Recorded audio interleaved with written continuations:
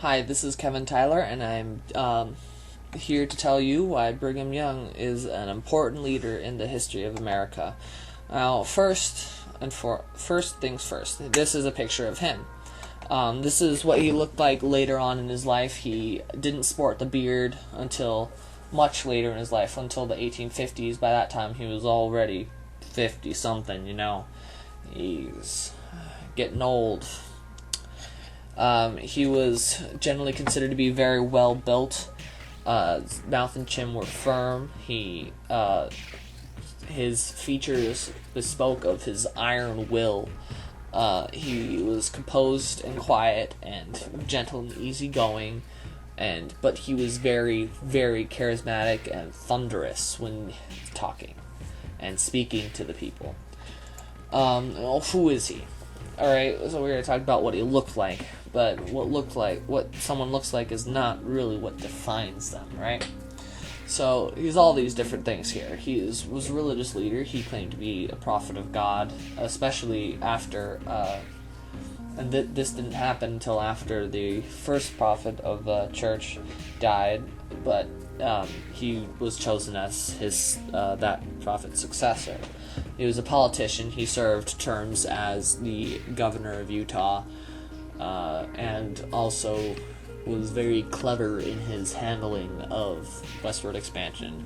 He was a businessman. He set up businesses that lasted for a long time and made it so that the church was fiscally secure, and he was basically the American Moses in the fact that he led so many people across the plains. He claimed to be a prophet of God. This is important because it's the drive. He was quoted as being very, very fierce about his testimony and his conviction that this was all true.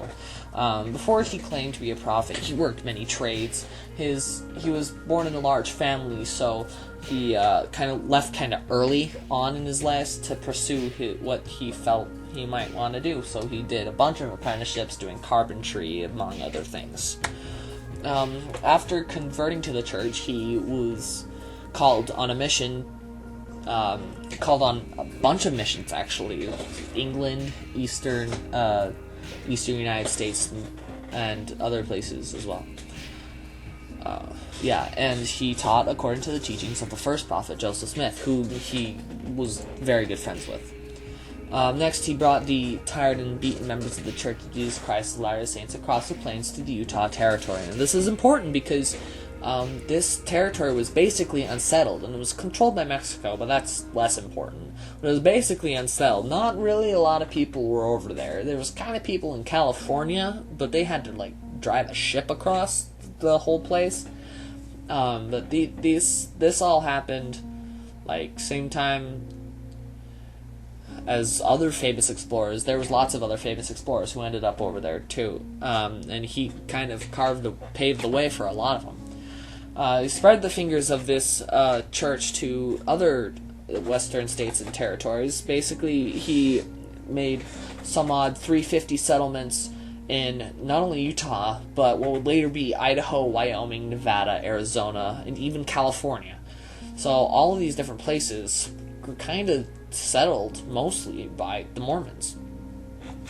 Some odd 16,000 people came there in the first year of immigration, and some 70,000 in the next several, and they continued all the way into the 1900s.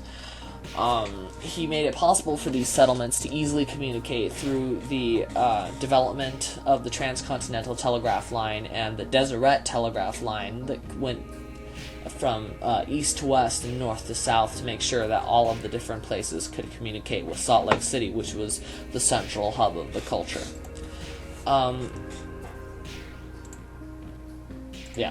And he established a bunch of transportation, like railroad. He's contracted for his own railroads. He established this fund for people who couldn't quite afford it themselves to come over from Europe and from the eastern United States into the western territories so that they could increase the strength of the church there.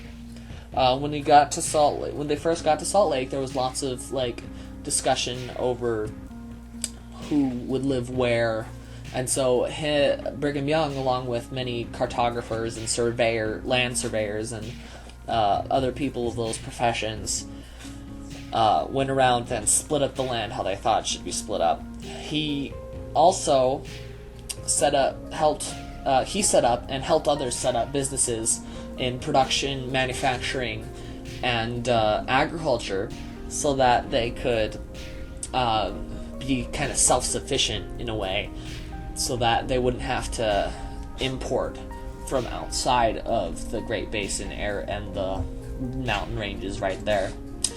He founded a number of educational facilities, including the Brigham Young University, which is still very, very high up there. University of Utah is another one, and there's one in Logan. It's the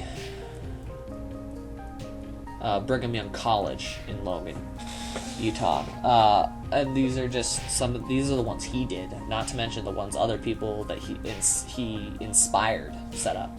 And he encouraged women's rights. This is probably one of the most important things, because women's suffrage would not be thought about again for quite a while, at least 20-30 years after he did all of this. He needed votes, so he gave the votes of the women to them, because there's a lot more women in the church than there were men, and it worked out for him very well, actually.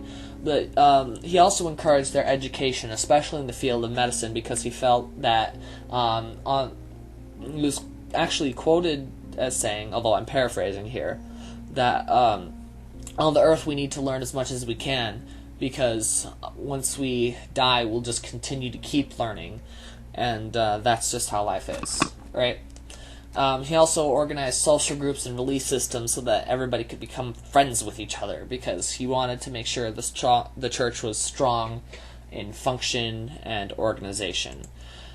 He battled the government for religious rights such as polygamy. He was a polygamist, although he wasn't fond of it at first, although he did end up having 20 wives and 57 children.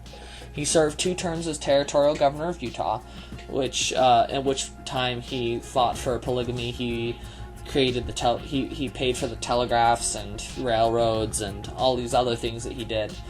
Finally, he died of a ruptured appendix. Now, that's not important to his leadership, but it's an unfortunate end. What happened while he did this? All kinds of crazy things, such as westward expansion. He basically, the Mormon Exodus was westward expansion. He bridged the gap between the Louisiana Purchase and California. The Civil War happened. That's pretty big. Abolishment of slavery, California Gold Rush, Mexican-American War, imperialism started just after, all really important stuff, and he did this. He basically influenced kind of all of these things by enabling the United States to get further. Why is he a leader? He led thousands of people. That's leadership right there, and he cultivated a land that was a lot of us thought was uncultivatable. He encouraged women's rights and advanced the use of technology in frontier territories. He paid for immigrants to come across from all over the world to come to the United States and be part of something greater. He protected a society of pious citizens from further abuse. Is not really another way to say that. They were kicked out of their homes many times, and he made it so that they could protect themselves financially and physically. He built transportation systems. He planned a city and other towns to boot. Brigham Young left behind a strong fundamentalist conservative church that still stands today. He shaped the whole western frontier through what he did. This man did so many great things. He even got a statue for it. Now that's saying something if I've ever heard of a guy. All right, he wrote books, he wrote speeches. He left behind a great legacy that continues to be shown today. In conclusion, he was the ecclesiastical figurehead, a pioneer, a businessman, and a politician, and the American equivalent of Moses. His legacy has lasted even to modern times, especially Brigham Young University and the Church of Jesus Christ of Latter-day Saints.